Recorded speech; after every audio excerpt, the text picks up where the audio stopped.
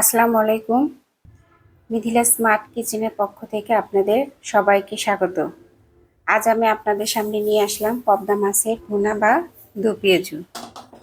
যারা পদ্মা মাছের ভুনা খেতে পছন্দ করে তারা আমার ভিডিওটি অবশ্যই দেখবেন।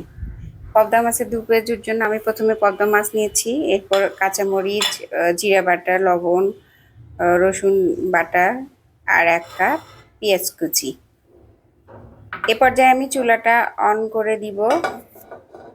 মিথিলা স্মার্ট কিচেন ভালো লাগলে অবশ্যই আমার চ্যানেলটি সাবস্ক্রাইব, লাইক, কমেন্টস এবং শেয়ার করবেন। এখন আমি চুলায় ফ্রাই প্যান দিয়েছি, এবার তেল ঢেলে দিব। রান্না করতে ধরে আজ আমার তেল একদমই শেষ হয়ে গেছে, এটা আমার মাথায় ছিল না। তাই আমি সয়াবিন তেলের সাথে সরিষার তেল অ্যাড করে নিব বিকল্প হিসাবে।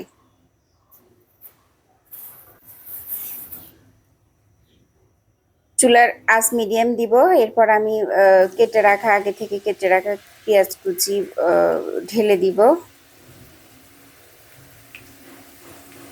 এরপর আমি এটাকে নাড়াচাড়া করে নিব।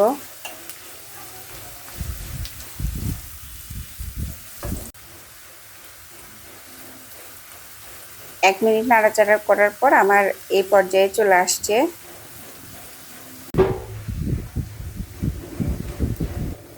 দেখতে পাচ্ছেন এখন হালকা বাদামি রং ধারণ করেছে। যারা আমার ইউটিউব চ্যানেল দেখছেন, আমি নতুন ইউটিউবার, আমার ভুল ত্রুটি ক্ষমা সুন্দর দৃষ্টিতে দেখবেন, আমার চ্যানেলের পাশে থাকবেন, আমাকে সাপোর্ট করবেন। রান্নার এই পর্যায়ে আমি তেজপাতা এবং কিছু আস্ত কাঁচামরিচ দিব, কারণ আমি এখানে কাঁচামরিচ ফালি ব্যবহার করব না, যেহেতু আমি দো পেঁয়াজু বা পদ্মা মাছের ভুনা বানাবো। এখানে আমার কাছে আস্ত পেঁয়াজটাই বেশি ভালো লাগে, আপনারা চাইলে ফালি করেও দিতে পারবেন। এভাবে আর একটু নাড়াচাড়া করব, তারপরে এটাকে ব্রাউন কালার হওয়া পর্যন্ত আমি নেড়ে চেড়ে নিব। যেহেতু আমার হাতে আজ খুবই কম সময় ছিল, এ পর্যায়ে আমি জিরে বাটা এবং পরিমাণ মতো লবণ দিয়েছি। আমি এখানে গরম পানি অ্যাড করব, আপনারা চাইলেও ঠান্ডা বা নর্মাল পানি দিয়েও রান্না করতে পারেন। একটু হলুদের গুঁড়া দিয়েছি। আমি এখানে যেহেতু 5টা পদ্মা মাছ নিয়েছি, এই জন্য সব কিছু 1 চামচ করে ব্যবহার করেছি। লবণটা আপনি স্বাদ মতো দিয়ে নেবেন। আমি গরম পানি ঢেলে দিয়েছি।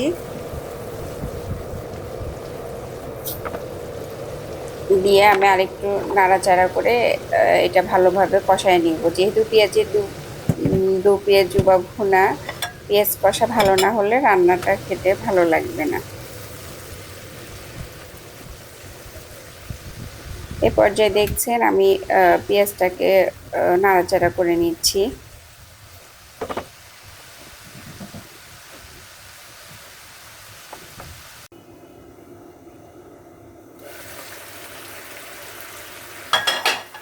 আমি অফ ক্যামেরায় পদ্মা মাছ দিয়ে এটা ঢেকে দিয়েছিলাম 2 থেকে 3 মিনিট।